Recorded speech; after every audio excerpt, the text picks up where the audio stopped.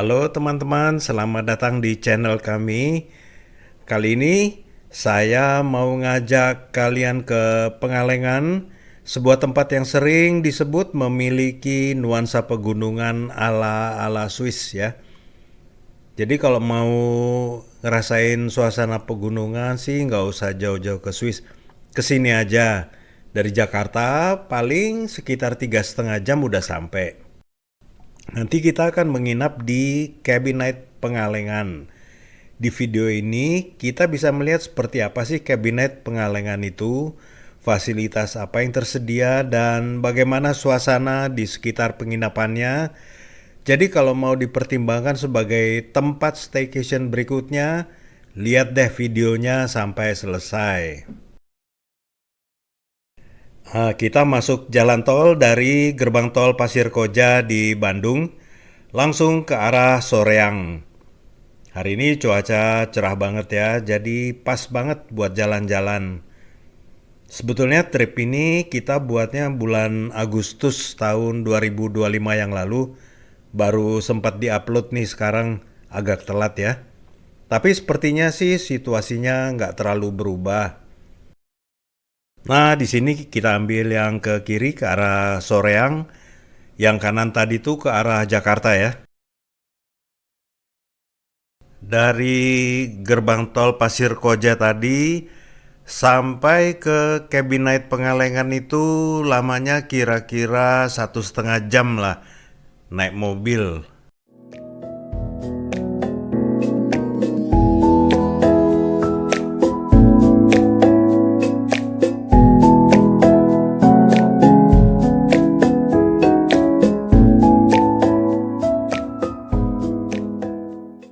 Kita udah keluar dari jalan tol dan di simpangan yang ini kita ambil arah ke kiri ke arah Banjaran.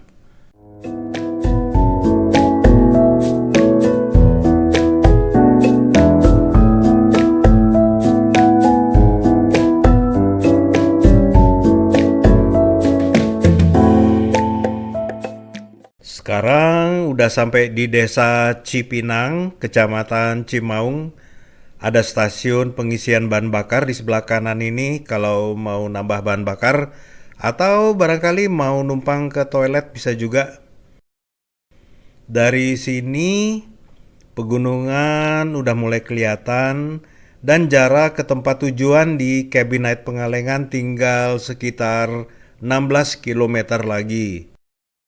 Nah, sekarang udah masuk di Pengalengan. Sampai di bundaran yang ini, kita ambil jalan yang ke arah Situ Cileunca.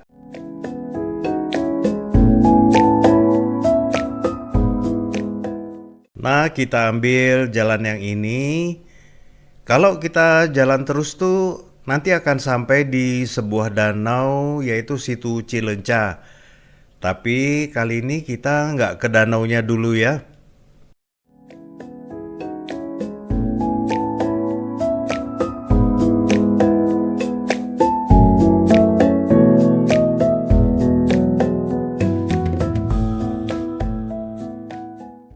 Kalau sudah sampai di sini, patokannya itu ada Indomaret yang berseberangan dengan Alfamart. Kita ambil jalan yang ke kanan. Nah, ini kita udah masuk ke jalan yang menuju Cabin Night Pengalengan.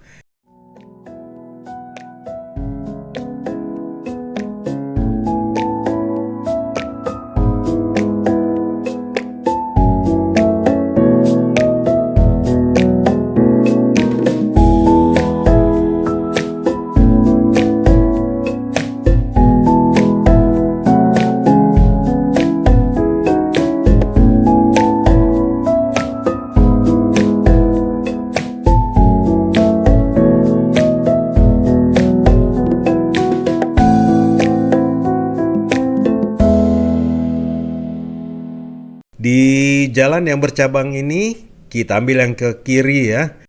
Kita ambil jalan yang sempit dan berbatu ini. Dari sini jarak ke lokasi Cabin Night Pengalengan itu sekitar 1 kilometer.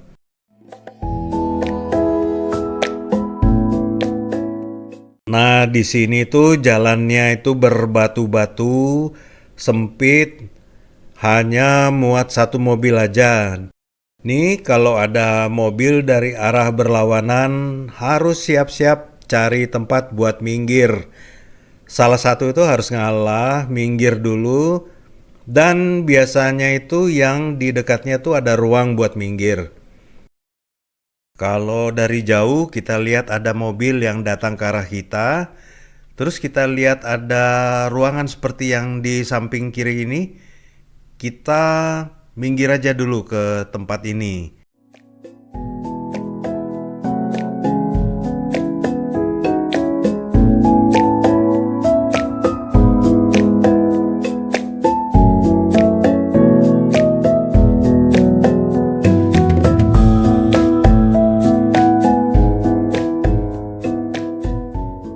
Di depan kelihatan ada truk yang jalan ke arah kita, berarti salah satu harus minggir dulu. Kita lihat tuh di sebelah kiri ada tempat terbuka, bisa buat minggir dulu tuh di situ. Nih, kelihatannya dia ngasih kode lampu sen mau masuk ke sebelah kiri. Jadi kita nunggu sebentar, kasih kesempatan buat truknya minggir dulu. Sepertinya tuh truknya memang mau berhenti dulu ya di situ sambil nungguin para pekerjanya itu ngumpulin apa itu potongan-potongan tanaman yang saya kurang tahu. Gak ngerti juga apa yang mereka kerjakan. Setelah truknya minggir, kita bisa lanjut lagi menuju kabinet pengalengan.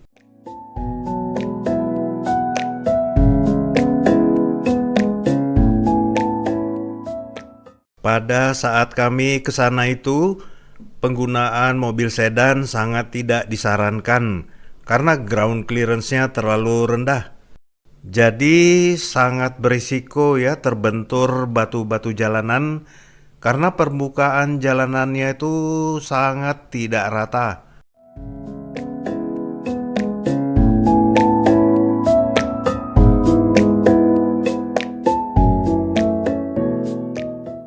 Dan kendaraan yang direkomendasikan paling besar waktu itu ya sekelas Hiace ya, yang bisa masuk ke parkiran di Cabinite.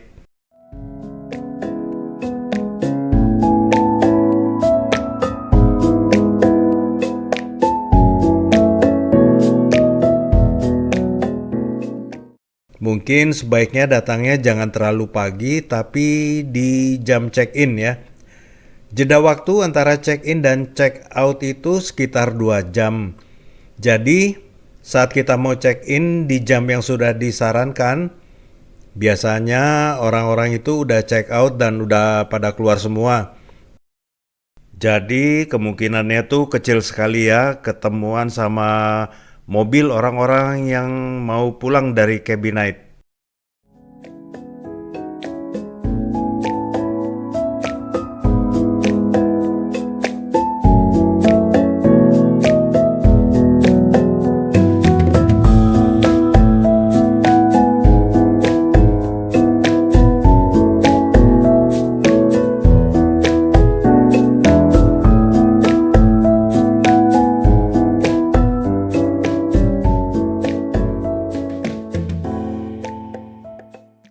Akhirnya sampai juga ya di Cabinite Pengalengan. Jarak 1 kilometer tuh rasanya jadi jauh banget ya.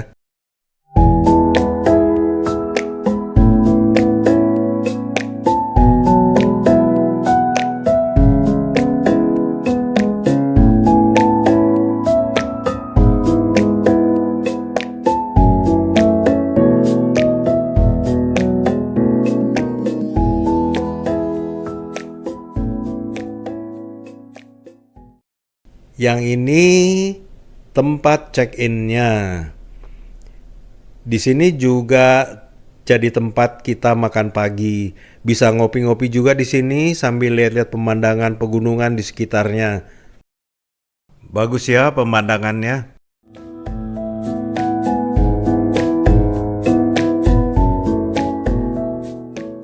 Nah, keluarin tas dulu dari mobil.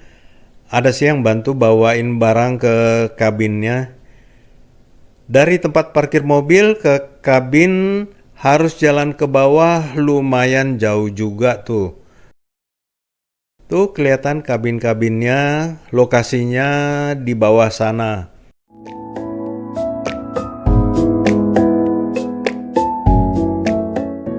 Kabin-kabin yang lokasinya di atas sini, yang dekat sekali ke parkiran, itu kabin-kabin yang lebih besar, bisa buat family.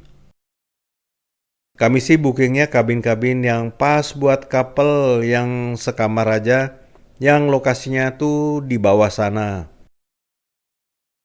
Dari sini tuh kelihatan ya, nanti kalau dari kabin mau ke tempat parkir, naiknya ternyata lumayan tinggi.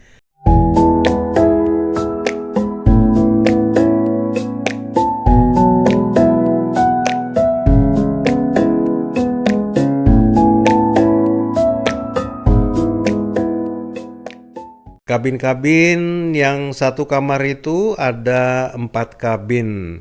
Nah, yang nomor satu ini namanya 5. Yang nomor 2 namanya Tulda. Yang nomor 3 namanya Dabo. Dan yang nomor 4 tuh namanya Asper. Nah, ini yang kami pilih. Yang Asper ini yang lokasinya tuh paling ujung.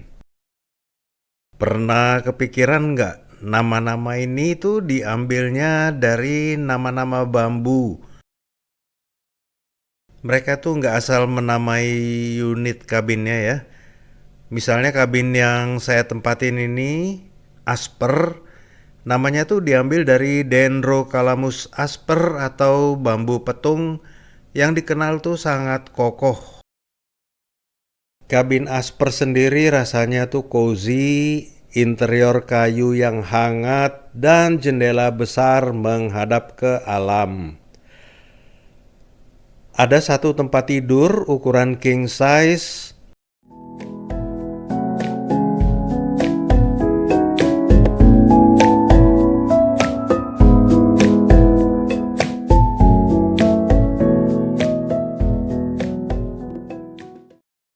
Di sebelahnya tuh ada meja yang di atasnya disediakan 2 botol air minum, ada kettle juga buat masak air, ada teh, kopi, gula, dan untuk manggil petugas bisa lewat WA. Itu ada nomornya atau bisa juga scan di situ.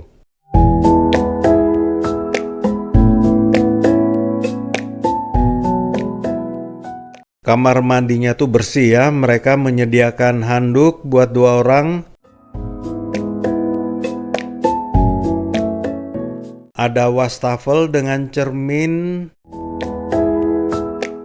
Ada toilet duduk dengan semprotannya. Dan di sebelahnya itu ada shower dengan air panasnya juga.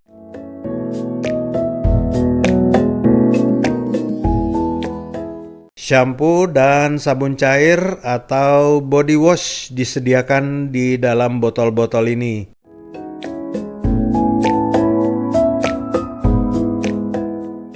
Di samping kabin kami itu ada spot buat bikin api unggun, itu yang bundar itu.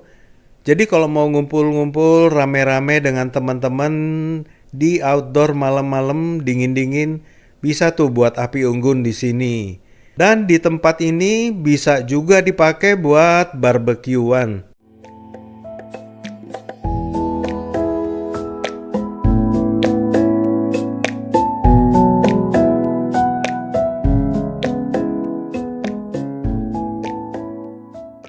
Nah, di sore hari itu awan tipis mulai turun menutupi lembah di depan kabin kami tuh. Suasananya tuh gimana gitu ya? Seperti lukisan alam, ya nggak sih? Nih pagi hari bangunnya tuh agak kesiangan dan pagi ini cuacanya tuh cerah banget. Langit biru membentang dan di hadapan kami itu ada suguhan alam pegunungan yang asri.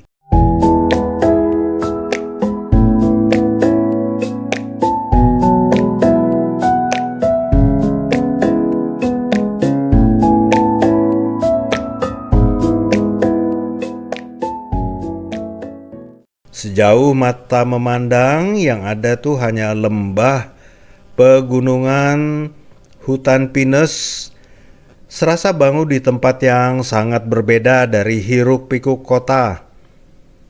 Sensasinya beda ya. Bisa merasain nggak sih sendirian di alam yang luas dan indah?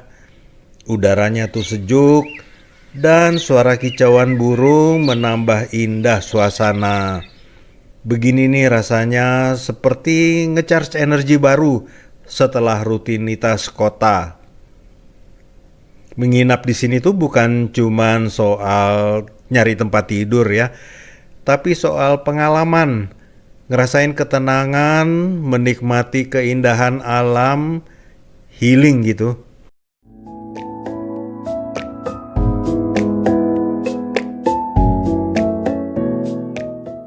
Pagi ini waktunya sarapan, kita jalan naik lagi ke atas ke tempat di mana ada tempat makan.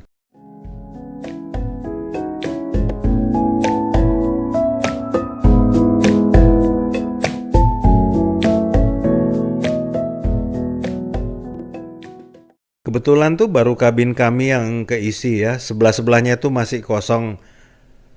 Maklum weekday nggak banyak tamu, jadi suasananya tuh hening, syahdu, cocok banget buat healing.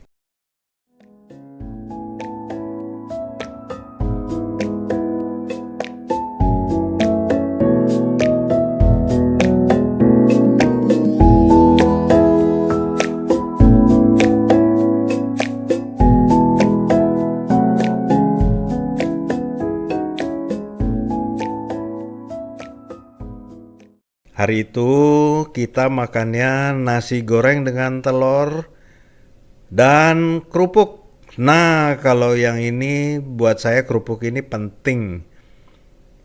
Serta minum kopi dan teh. Lupa nanyain apa kopinya dari sekitar sini. Karena dari tadi lihat banyak banget pohon kopi termasuk di komplek kabin kami juga ya. Itu kalau kita lihat di kejauhan ada beberapa villa atau cabin juga, tapi katanya jalan ke sananya nggak bisa langsung dari sini. Harus naik mobil, harus muter jauh. Sepertinya kalau di cabin yang itu kita disuguhin nuansa perkebunan teh.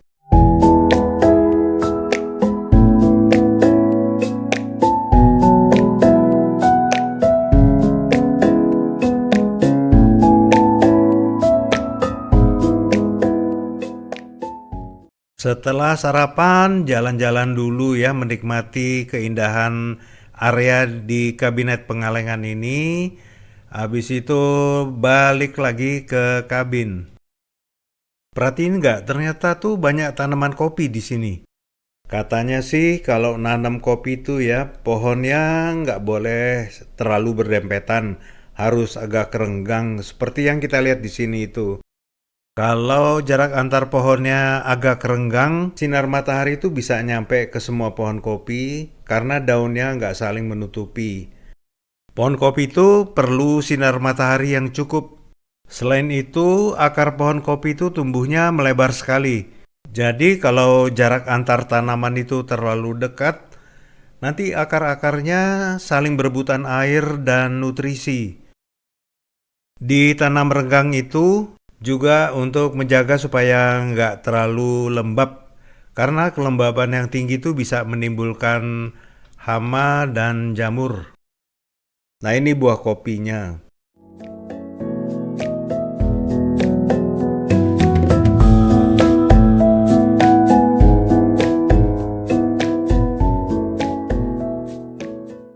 Nah setelah melihat suasana, fasilitas, dan aktivitas yang tersedia, Kabinait Pengalengan tuh bisa menjadi pilihan yang menarik buat yang mau beristirahat sejenak dari rutinitas sehari-hari. Tempat ini tuh menawarkan kombinasi antara kenyamanan menginap, keindahan alam Pengalengan, dan suasana pegunungan yang membuat kita tuh merasa jauh dari keramaian kota. Jadi, kalau mencari tempat untuk healing, quality time bersama keluarga, atau sekedar menikmati udara segar dan pemandangan hijau, Kabinat Pengalengan layak tuh masuk wishlist untuk liburan yang berikutnya. Terima kasih udah menonton vlog ini. Jangan lupa like, komen, dan subscribe. Sampai jumpa di perjalanan berikutnya. Terima kasih sudah menonton sampai selesai.